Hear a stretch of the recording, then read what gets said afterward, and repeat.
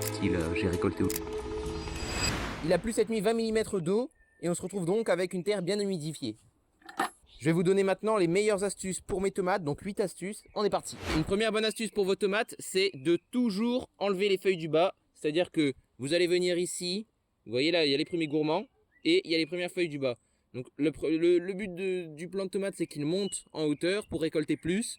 Et ce que je vous invite à faire, c'est donc de venir, donc attendre un petit peu dès que le plant est développé, et ensuite vous viendrez découper ici les premières feuilles du bas pour éviter qu'elles traînent par terre, qu'elles traînent au sol, et qui peuvent prendre l'humidité, vous le voyez, elles peuvent pourrir.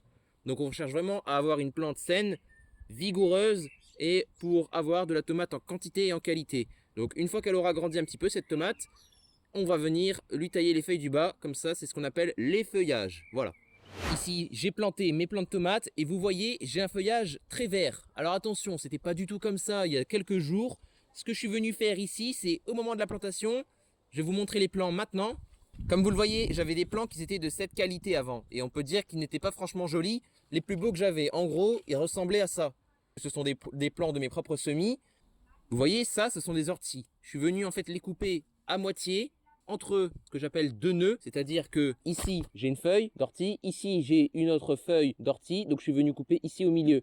Comme ça permet que les orties soient régénérées. Et donc je suis venu prendre les têtes d'ortie et les mettre dans un grand seau. Et vous voyez, j'avais mis dedans 20 litres d'eau et j'avais mis 2 kg d'ortie. C'est très important de respecter ces proportions. En gros, 1 kg de feuilles d'ortie pour 10 litres d'eau. C'est un bon dosage, ça permet d'avoir du purin d'ortie en quantité pour une petite vingtaine de plants.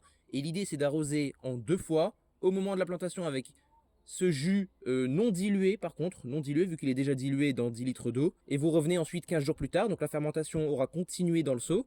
Donc on aura un extrait un peu plus fort d'ortie. Et vous reviendrez arroser vos plants de tomates une deuxième fois, donc 15 jours après. Et c'est ce que j'ai fait. Je vous ai gardé des exemples d'illustrations. Ici, ce sont des plants que j'ai fait seulement hier soir. Vous pouvez retrouver la vidéo ici. Vous voyez ces tomates qui ont un feuillage un peu plus clair. Et celle-ci un peu plus claire également, comparée à ces tomates ici. Vous le voyez là. Le feuillage est bien plus intéressant. C'est ce que l'on recherche finalement. Et pour les plants là-bas que je vous ai montré tout à l'heure, c'est la même chose. J'ai fait exactement la même chose. Donc purin d'ortie dilué à la plantation. Puis ensuite, je l'ai laissé fermenter un peu plus longtemps. Et je suis revenu arroser une deuxième fois, ce qui permet d'avoir des beaux légumes. D'ailleurs, on voit que même les laitues, petit conseil annexe, les laitues en profitent également. Vous voyez qu'on a plutôt de la belle laitue pour l'instant. Donc vous voyez, aujourd'hui, je suis devant mon champ de blé. Donc je fais toujours un petit peu de blé. Vous voyez, là, il y a l'équivalent de 3-4 mètres carrés. Donc des blés anciens, ça c'est pour le kiff personnel. Fan de céréales anciennes que je suis obligé de semer des épeautres et autres blés anciens. Enfin bref, vous voyez que pour le paillage des tomates, j'utilise ma propre production de paille. C'est-à-dire que là, je vais venir moissonner au mois de fin juin, début juillet mon blé. Et je vais pouvoir bénéficier d'une paille de qualité. Voilà, on aura de la paille, bien sûr, je vais enlever le grain pour éviter que ça germe. Et j'aurai de la paille maison. Et l'avantage, ce sera que ça sera gratuit déjà. Et en plus de ça, on aura quelque chose de local. Et donc, on n'aura pas pollué en plus avec cette astuce-là que je vous invite à faire. Vous faites d'une pierre deux coups, c'est-à-dire que vous entretenez un coin de jardin qui est un peu moche. Et en plus de ça, vous récoltez de la paille. Voilà, tout bénéfice. Et pour ceux qui n'ont pas de paille, n'hésitez pas aussi à mettre tout simplement du compost en fait. Là vous voyez, c'est ce que j'appelle du compost de déchetterie, compost de plateforme de compostage. Bah, vous le voyez, en fait, c'est tout des branches. Ce compost-là, j'ai été le chercher au mois d'octobre-novembre et je l'ai déposé au courant du mois de décembre. Et vous voyez que sur cette planche finalement permanente, parce que je suis en non-travail de sol, et là, vous voyez, la tomate a l'air de bien s'y plaire. Donc j'en ai planté pour témoigner de la différence entre la parcelle ici en non-travail de sol et ici parcelle en travail de sol. Donc si vous voulez suivre cette petite expérience, n'hésitez pas pour cela à vous abonner. Et si vous voulez aider cette chaîne à grandir, n'hésitez pas à mettre votre meilleur pouce. Donc on va procéder à la plantation.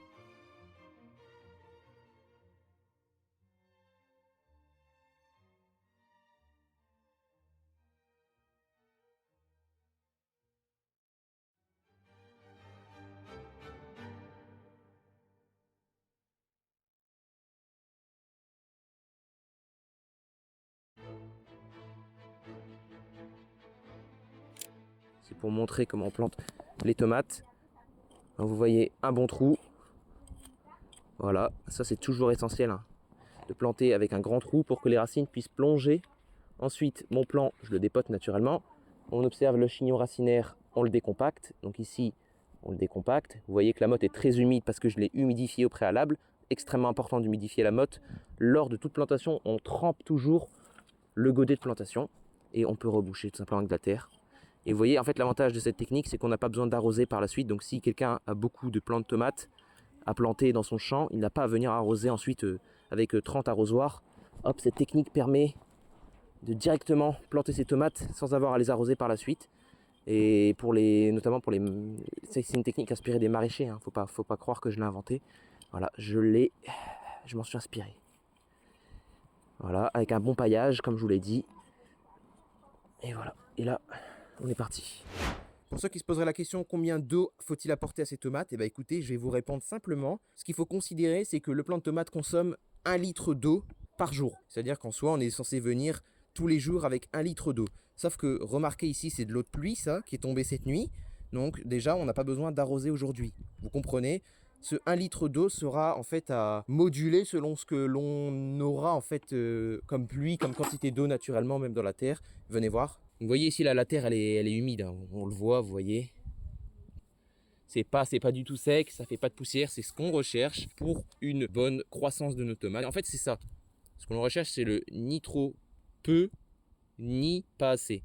Là, on est dans le juste équilibre, vous voyez, on a assez d'eau sans trop en avoir. Les cultures poussent, hein, il n'y a pas de souci. La dernière astuce bonus que je peux vous offrir, c'est de mettre des tournesols dans vos tomates. Alors ceux qui ne comprennent pas pourquoi mettre des tournesols dans vos tomates, restez bien jusqu'à la fin de mes explications. Quand vous plantez un pied de tournesol, l'avantage c'est que c'est une culture, peut-être que vous ne savez pas, mais qui est extrêmement exigeante au niveau de la terre. Donc pour ceux qui ont des cultures un peu fébriles, je vous invite à mettre un tournesol témoin. C'est-à-dire que vous venez semer un tournesol au mois d'avril et vous le laissez pousser et vous remarquez comment il est en train de grandir, sa dynamique de pousse. Et l'idée est vraiment de manière objective de regarder à quoi ressemble la plante. Là vous voyez, j'ai plutôt des petites feuilles. Vous voyez que j'ai des nervures ici au niveau de la feuille, un peu jaunâtres. Donc vous voyez, la feuille n'est pas au top de sa forme. Donc je pense que ma terre ici n'est pas au top de sa forme. Vous voyez ce que je veux dire? C'est-à-dire que là, pour mes tomates, je ne suis pas encore au maximum de ce que je voudrais avoir pour qu'elles poussent le plus vite possible. C'est pour ça que je mets encore du purin d'ortie, comme je vous l'ai dit, 15 jours après la plantation. Mais maintenant, ce chiffre est à moduler en fonction de votre vigueur et surtout de la vigueur de votre tournesol. Et voilà, c'était tout pour ma vidéo sur les tomates. 8 astuces tomates, j'espère qu'elle vous aura plu. Et comment surtout passer de ça à ça avec mes astuces. N'hésitez pas à vous abonner encore une fois si vous ne l'êtes toujours pas. Et je vous souhaite un très bon jardinage. À bientôt. Je pense qu'on peut couper, hein.